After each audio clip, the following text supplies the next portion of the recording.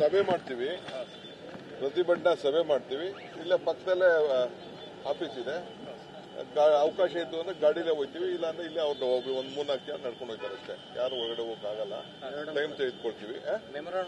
Memorandum ಕೊಡಕ್ಕೆ ಇಲ್ಲಿಂದ ಹೋಗ್ತಾರಷ್ಟೇ. ರಾಹುಲ್ ಗಾಂಧಿ ಬಂದು ಕರ್ಕೊಂಡು ಹೋಗ್ತೀವಿ, ಇಲ್ಲ ನಾವೇ ಹೋಗ್ತೀವಿ,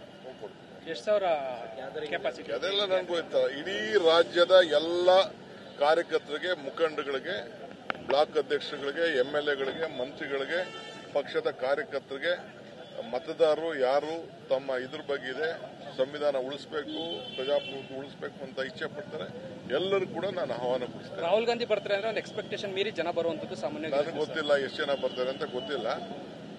ನಾವು ಎಲ್ಲರಿಗೂ ಆಹ್ವಾನ ಕೊಟ್ಟಿದ್ದೇವೆ. ನಾನು ತಮ್ಮ ಮುಖಾಂತರ ಎಲ್ಲರಿಗೂ ಆಹ್ವಾನ ಕೊಡ್ತಾ ಇದ್ದೀವಿ.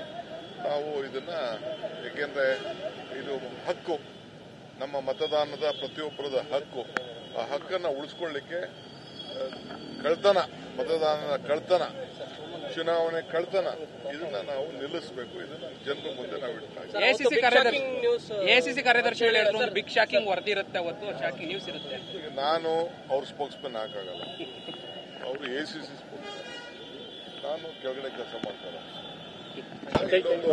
ಸಭೆ ಮಾಡ್ತೀವಿ, ಪ್ರತಿಭಟನಾ ಸಭೆ ಮಾಡ್ತೀವಿ. ಇಲ್ಲೇ ಪಕ್ಕದಲ್ಲೇ ಆಫೀಸ್ ಇದೆ, ಅವಕಾಶ ಇತ್ತು ಅಂದ್ರೆ ಗಾಡಿಲೇ ಹೋಗ್ತೀವಿ, ಇಲ್ಲ ಅಂದ್ರೆ ಇಲ್ಲೇ ಅವ್ರು ಒಂದ್ 3-4 ಜನ ನಡ್ಕೊಂಡು ಹೋಗ್ತಾರೆ ಅಷ್ಟೇ. ಯಾರು ಹೊರಗಡೆ ಹೋಗಕ್ಕಾಗಲ್ಲ, ಟೈಮ್ ತೆಗೆದುಕೊಳ್ತೀವಿ.